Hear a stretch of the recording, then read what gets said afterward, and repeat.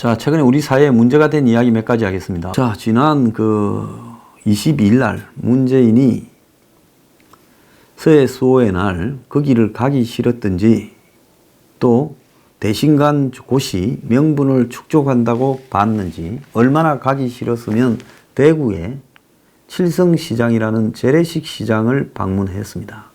그러니까 서해 수호의 날 안 갈 명분을 가장 문정권의 비판적인 대구 재래식 시장에 갔다. 그렇게 때우려고 한 것으로 보이는데요. 가서 사고가 났지요. 그날 청와대 경호원 중에 한 명이 패딩 자켓 안쪽에 기관총 개머리판에다가 장전을 단 모양새를 노출시키고 있어서 왜 저런 행동을 했을까가 이해가 가지 않았습니다. 자, 그런데 그 부분에 대한 이야기들이 조금씩 나오고 있는 것 같아요. 그래서 그 이야기를 좀 들어보니까요. 대구 칠성시장에 공무원들이 오는 당일날 갑자기 우르르 몰려와서 깨끗하게 하라고 상인들을 독려하고 같이 청소하는 것을 도와주고 난리가 있었다는 겁니다. 그 다음에 갑자기 민주당 사람들 한 20명이 차에서 내려서 우르르 몰려오더니 현수막 치고 피켓을 들었다는 거예요. 그래서 시장 상인들이 온다는 걸 미리 알 수가 없었을 건데 피켓이나 현수막을 준비했을까 하는 의문이었는데 민주당 쪽에 아마 대구의 시당에 관계되는 사람들이 사전에 알고 준비해서 이제 환영한다고 각종 물품을 만들어서 갔던 것 같습니다. 그리고 문재인이 도착해서 시장 안으로 들어오니까 시장 상인들이 하고 이제 물건 사고 대화하고 방송 카메라가 이제 들이댔다는 거예요. 자, 그 다음에 문재인 지지 상인들처럼 위장한 민주당원들이 같이 이제 사진을 찍으니까 시장한 사람들이야 쟤들이 왔을지는 하겠지만은 모르는 TV로나 그냥 사진으로 그 사안을 보는 사람들은 그 사람이 상인인지 뭐 문재인 지지자인지 알 수가 없지 않습니까? 자, 그런 일이 벌어졌다는데요. 자, 그럴 때 이제 시장 상인들이 여기저기서 당신들 왜 왔냐고 항의도 하고 웅성거리고 약간의 고성이 오가고 소요가 있었다는 겁니다. 이때 경호원이 기관총을 노출하면서 방아쇠에 손가락을 얹고 주변을 경계하기 시작했다는 거예요.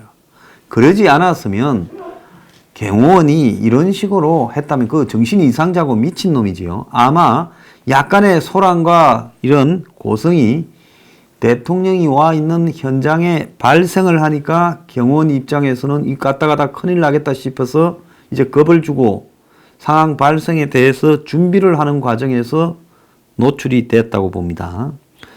자, 누가 계란을 하나 던지기라도 했으면 갑자기 기관총이 난사될 분위기였다라는 말을 현장 목격자들은 전하고 실제로 이날 칠성시장에는 봉투에 달걀 같은 것을 들고 있던 60대 여성이 있었는데 경찰이 발견을 하고 봉투를 열어보니 달걀이었다는 겁니다. 그래서 달걀을 왜 갖고 왔냐 하니까 던지려고 갖고 왔다라고 해서 설득을 하고 계란을 뺏었다라는 이야기도 있습니다.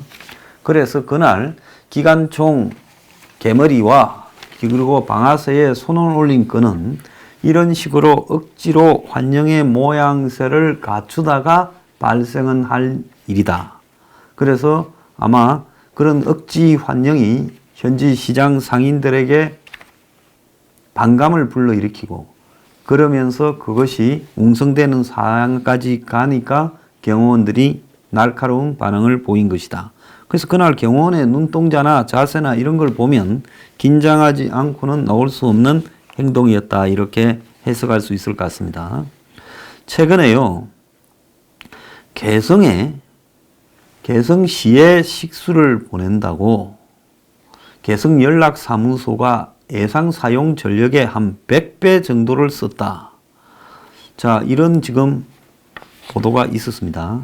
한국당의 유기준 의원은 50명 연락사무소가 5,000명이 쓸 전력을 사용했다. 이거 전력을 어디에 쓴 거냐? 이렇게 문제 제기를 했습니다. 그러니까 결국은 그 결론이 북한 주민들한테 식수를 공급했다라고 나오는데요. 유기준 의원이 26일 김연철이 청문회에서 이 같은 사실을 지적을 하고 왜 이렇게 많이 썼나 봤더니 정 배수장, 폐수자 처리장, 숙소, 식당 이런 데서 전력을 많이 썼다라고 밝혔답니다. 자, 그래서 정 배수장에 전기를 많이 썼다고 하는데요. 자, 그래서 여기서 생각나는 용수량이 대략 10,000톤인데 그 10,000톤이면 3만에서 5만 명이 쓸 수 있는 식수를 쓸 수 있는 양인데요. 지금 개성공단 연락사무소의 인원이라고는 최대가 한 50명인데 그래서 개성 시민의 3분의 1에서 2분의 1 정도에게 식수를 공급하기 때문에 이런 것 아니냐라고 문제 제기를 했습니다. 유기준 의원이 한전으로부터 받은 자료에 따르면 1월 한 달간 개성 연락사무소에서 사용된 전력이 52만 5,879kWh입니다. 연락사무소에 상주하는 인원은 남 30명, 북 20명, 50명이라면 한 명이 평균 전력을 1,517kW를 사용했다. 이렇게 지금 되고 있어요. 그런데 통상 1가구 2.4명으로 기준했을 때 사용하는 평균 전력량이 238kW라는 겁니다. 그러니까 1인 기준 99.19kW, 한 100kW 정도 쓰는데 개성연락사무소에서 쓴 전력은 우리나라 국민 100배에 해당하는 1인당 쓰는 양의 100배에 해당하는 양을 썼다는 겁니다. 자, 그래서 그 원인이 지금 확답이 되지는 않았지만은 판문점 합의에 따라 개성공단 남북 연락사무소를 개소할 때 정배수장 시설 일부를 개보수했고 하루 15,000톤 가량의 물이 시내로 공급이 되는데 연락사무소 관련 시설에 공급되는 양은 1,000에서 2,000톤에 불과하고 나머지는 개성 시민들한테 준다는 거예요. 통일부는 연락사무소에 전력 공급을 하고 관련 시설들을 활용하는 부분도 있지만은 그런 연락사무소의 원활한 운영과 편의를 보장받기 위해서는 개성시 주민들의 생활용수로 인도적 차원에서 이렇게 제공을 하고 있다 이렇게 밝혔다는 겁니다. 자, 이런 걸 인도적 차원에서 하건 안 하건 간에 이런 것은 정부가 공개적으로 이야기를 하고 그 공개적으로 이야기된 내용이 미국과의 워킹 그룹에서 개성 연락사무소를 하는데 거기에 우리가 전력을 가지고 정배수기 시설을 돌려서 개성 시민들 상당수에게도 식수를 제공하는 것이 옳으냐라고 물어야 되는 겁니다. 인도적 차원으로 따지자면요. 북한에 배고픈 사람 다 먹여 살리는 게 인도적이고 또 북한에 주택시설이 열악한 사람들에게 추위를 느끼지 않도록 해주는 것도 인도적이고 전부 인도적입니다. 그렇게 인도적에서 시작을 하면 대북 제재가 하나도 의미가 없어지지요. 자, 우리가 여기서 중요한 것은 대북 제재에 정부가 동참한다고 이야기를 하고 있다면 거기에는 한마디로 김정은이가 돈이 없어서가 아니라 돈을 쓸데없는 핵과 미사일 개발하는 데 쓰고 있고 군사적 용도로 전용하고 있기 때문에 물시설조차도 북한의 주요 도시에도 제대로 공급하지 못하는 거 아닙니까? 그렇다면 이런 부분을 인도적이라고 우리가 슬그머니 지원을 해주고 개성 연락사무소 연다고 100억을 시설 보수에 들어갔는데 처음에는 몇 억만 쓴다 했는데 그 100억이 과연 그 건물 안에 시설 보수로 100억을 들어가겠습니까? 그거 새로 지어도 그것보다는 더 잘 지을 거예요. 이런 식으로 북한의 인도적 지원이니 대북 사업이니 하면서 설금설금 북한에 이런저런 지원을 해주는데 이것이 과연 개성 시민들한테 돌아가는지 북한 군인들한테 주는 건지 북한의 개성 상류층들한테 가는 건지 알 수 있습니까? 그렇기 때문에 이것은 명백하게 불법이고요. 이 문제에 대해서는 대북 제재 위반을 검토해야 된다 이렇게 생각합니다. 부산시 교육청에서요. 교원 유튜버 활동 관련 실태 조사를 한다고 공문을 보냈습니다.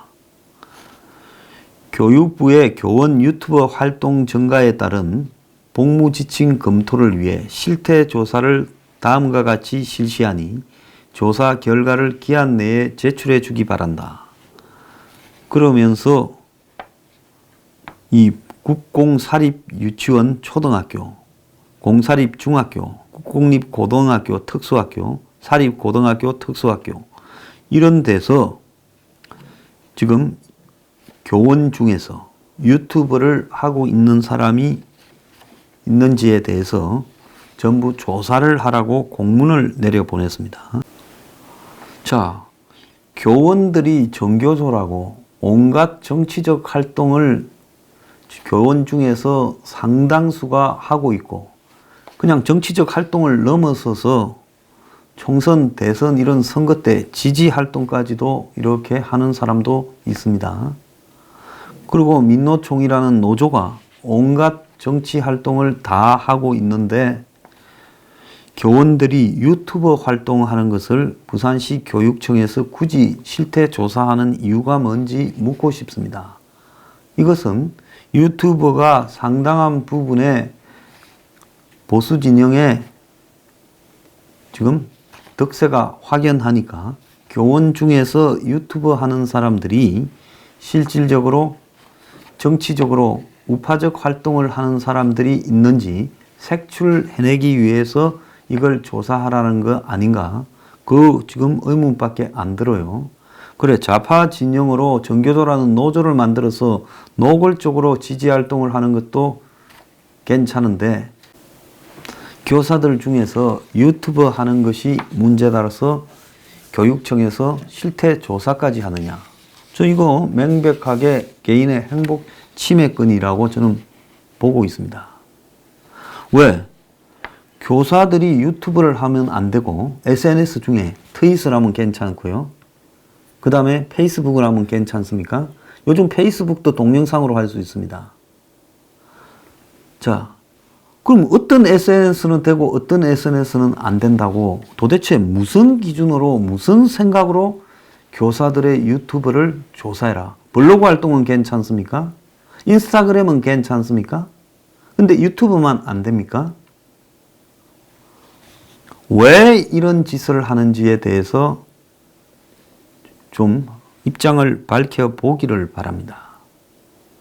유튜브를 해서 수익을 올리면 투잡을 뛰기 때문에 이렇게 한다는 것인지 아니면 그야말로 이 현 정권의 코드에 맞지 않는 SNS 중에 대표적인 것이 유튜브인데 그런 유튜버 활동을 통해서 현 정권을 교원들이 비난하는 사람이 생겨나고 조직화될까봐 두려워서 그러는 건지 좀 그것이 알고 싶습니다. 왜 그러는지 부산교육청은 좀 답을 하길 바랍니다.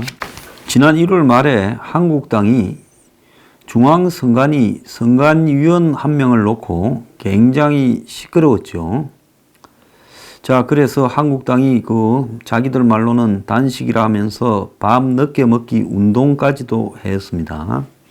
그래서 중앙선관위원회 상임위원으로 조혜주라는 사람이 이제 됐는데 이 문제를 가지고 한국당이 굉장히 문제를 삼았습니다. 근데 조혜주는 선관위 소속 공무원으로 20년 이상을 선거 관련 업무를 한 사람인데요.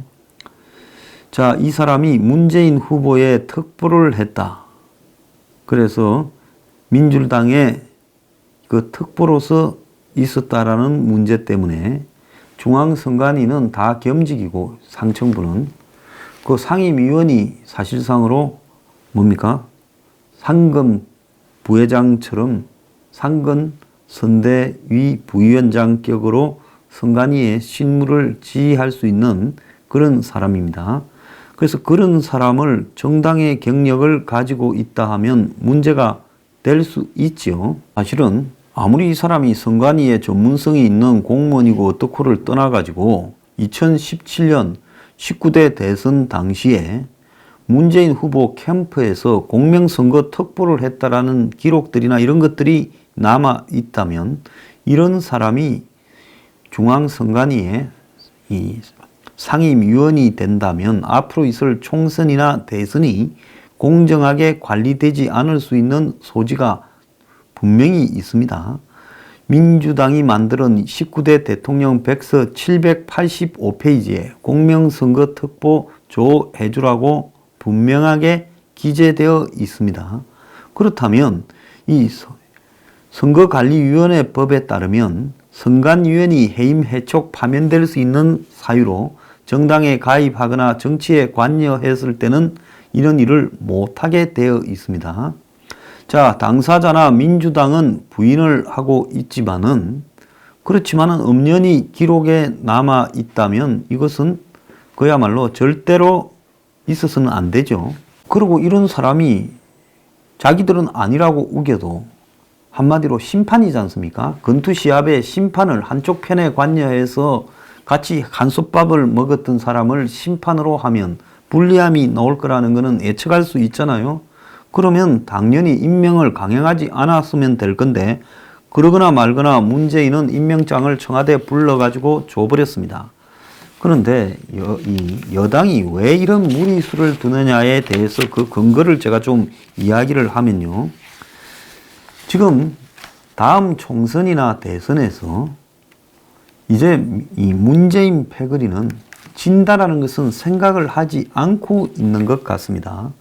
그러다 보니 이들이 지금 생각하는 것은 어떤 행태로든 선거를 이기겠다. 그러려면 그 선거를 관리하는 심판에 우리 사람을 박아야 되겠다. 그런데 보수 일각에서는 지금 이 전자개표기 조작에 의해서 앞으로 투표가 왜곡될 가능성이 많다라는 문제 제기를 오래전부터 해왔습니다.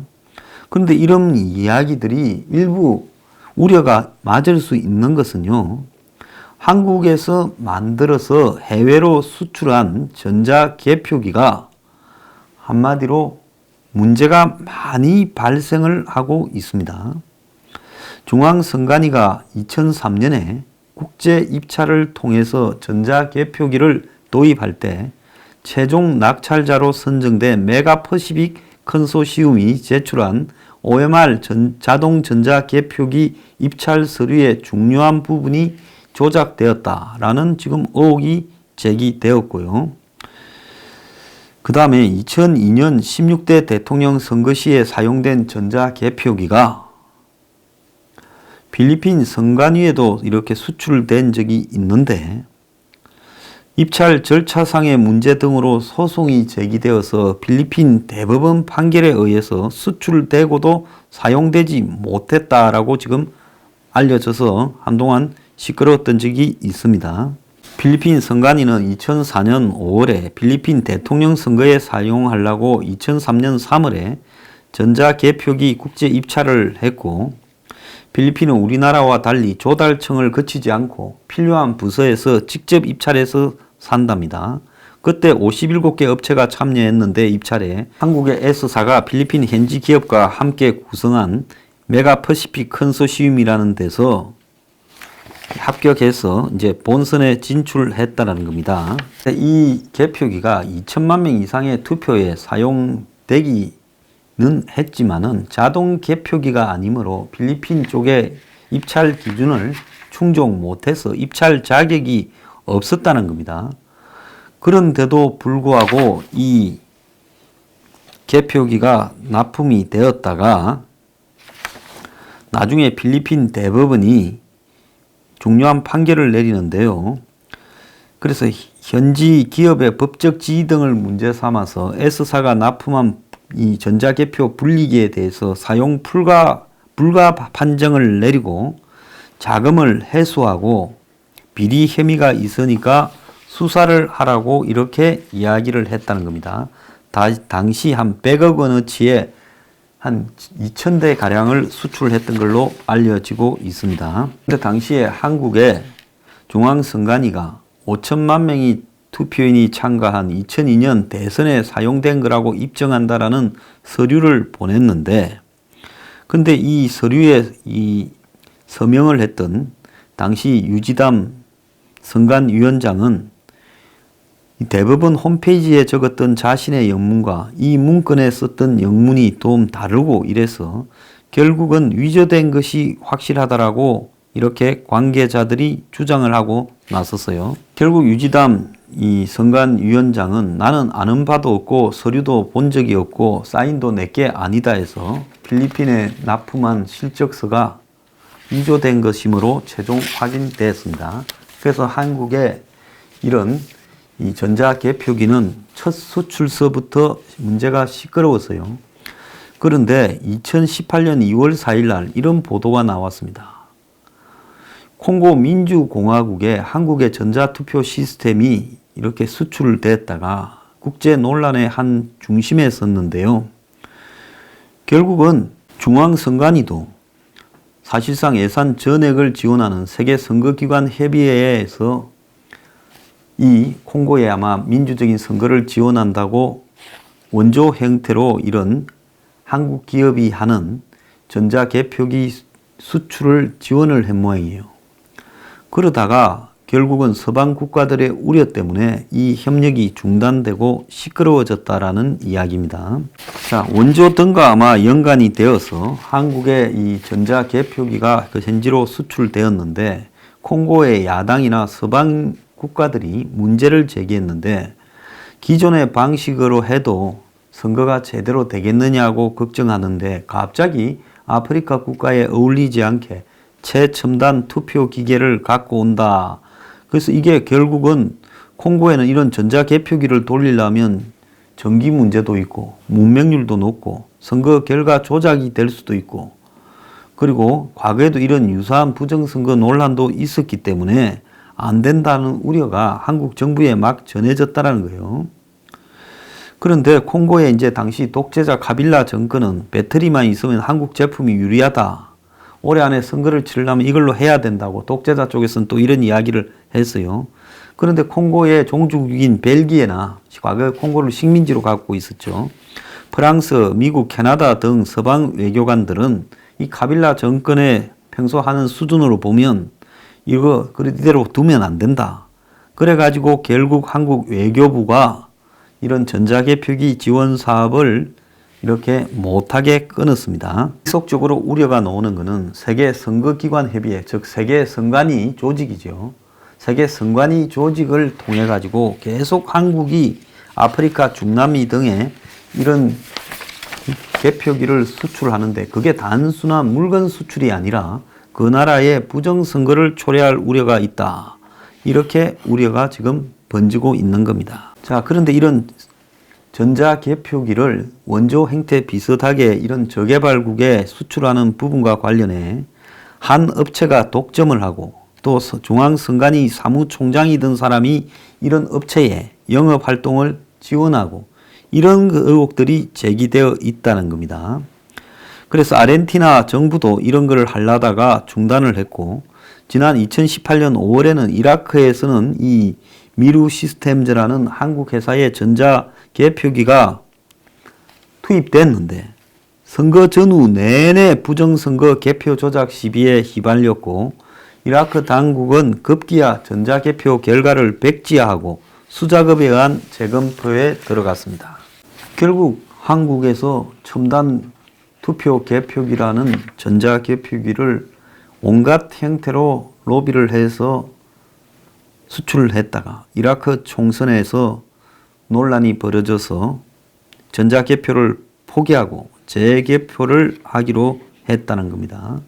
자, 이라크는 뭐 종파별로 지역별로 대립이 심한 데인데 그런데 거기에 전자개표기가 들어간 곳의 결과를 부정선거로 이유로 지금 무효로 한다. 이런 이야기까지 발생을 했고 광범위한 선거 불법 행위가 발생했다.